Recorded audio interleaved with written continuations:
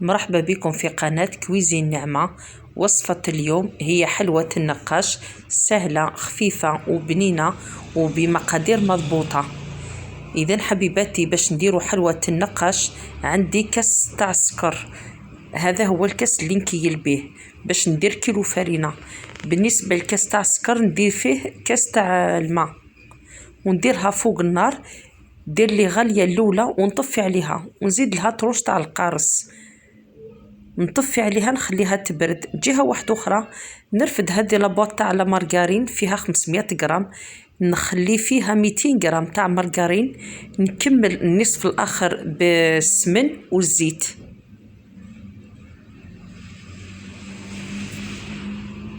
أي بالنسبة لليدام عندي 500 غرام ما بين المارغرين والسمن والزيت.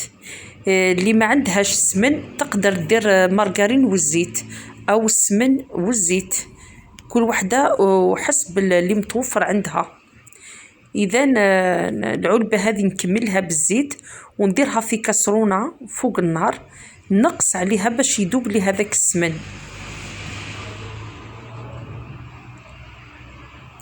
كي يذوب لي هذاك السمن والمارغرين نخليه حتى وين يبرد. لهنا في قصعه نرفد كيلو تاع الفرينه، رشه تاع الملح، مغرفة كبيرة تاع لافاني، ورشة تاع خميرة كيميائية، نعتذر المقطع تحذف لي، ونزيد هذيك الليدام، هذاك الليدام اللي ذوبته خليته حتى برد نزيدو ونخلط فيه. لازم نبسسها مليح، ندخل مليح هذاك الليدام في الفرينة حتى وين تتشرب مليح.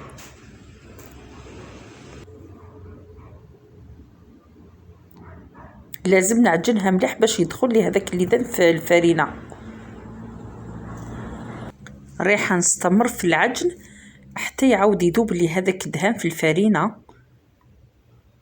باش العجينة تاعي تخرج لي تجيلي طرية وتجيني خفيفة.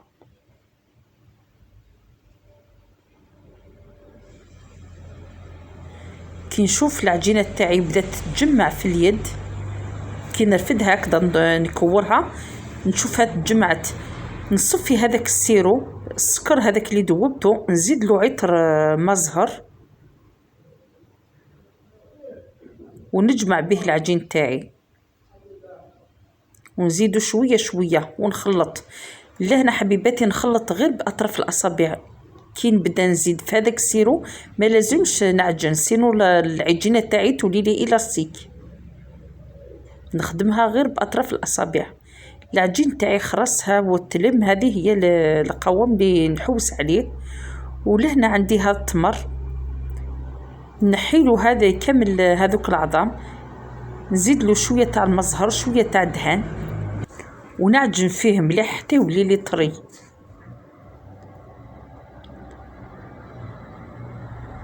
كي يولي لي شغل عجينه طريه نديرهم حرابش هكذا رقاق باش نحشي به الكعك تاعي.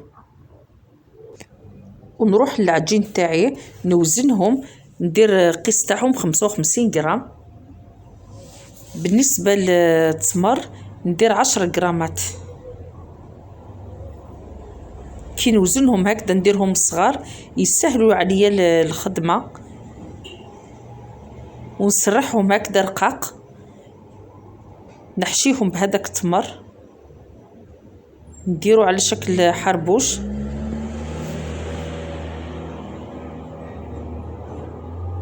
ونروليه.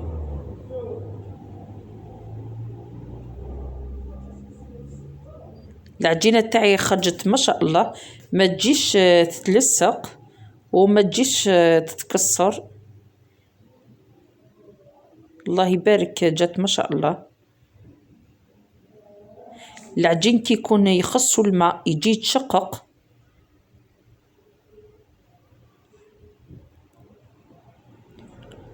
ولهنا شوفوا الطريقه في كيفاش ندير لها. نتقبها في جهه ونرققها في جهه واحده اخرى باش عمليه الغلق تجي سهله.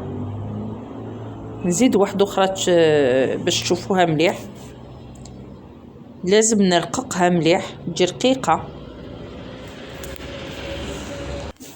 باش تجي لي مورقه من الداخل، باش كي نقطع الحبه تجي مورقه.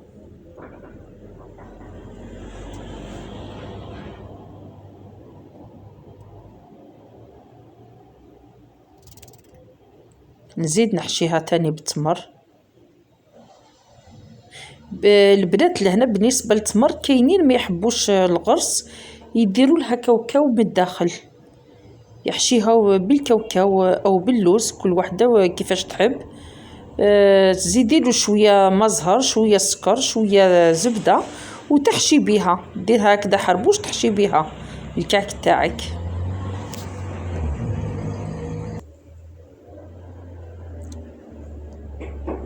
نكمل نروليها.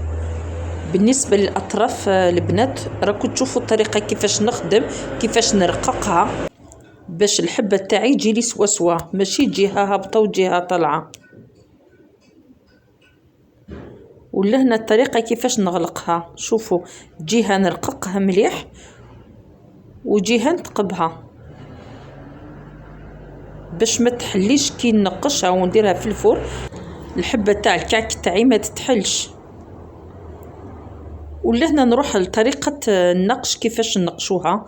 نرفد النقاش تاعي نديرو في الفرينه، نغمسو في الفرينه باش كي نعود ننقش به العجين تاعي ما يتنحاش، سورتو الا كانت العجينه تاعك تتلصق.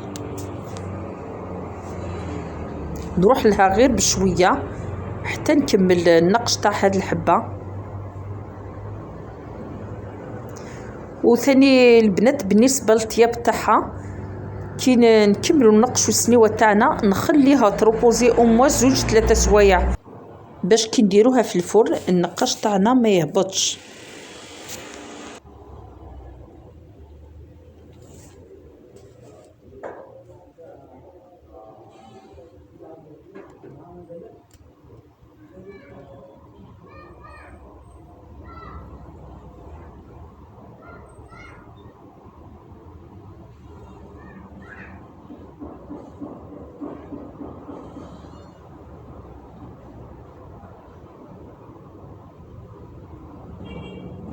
نزيد معكم حبة باش المبتدئات يتعلموا مليح.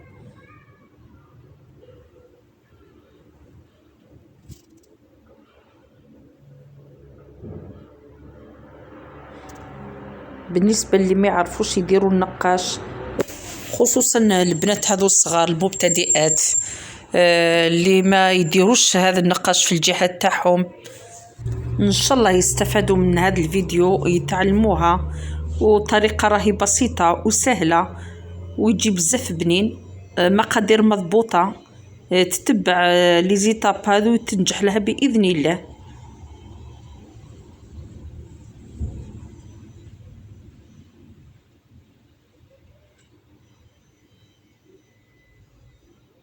كما قلت لكم البنات كي نكمل النقش تاع هذا السنيوه كامل نخليها تريح 2 سوايع. انا ساعات كي نقشها هكذا كي نديرها صباح نطيبها في الليل، وكي نديرها في الليل نطيبها صباح باش النقاش يقعد هكذاك واقف ما يهبطش. نديرها في الفور على 180 درجه، كي نشوفها تبدا تحمر من التحت نعاود نشعلها من الفوق، وراهي النتيجه قدامكم جا ما شاء الله. والسلام عليكم.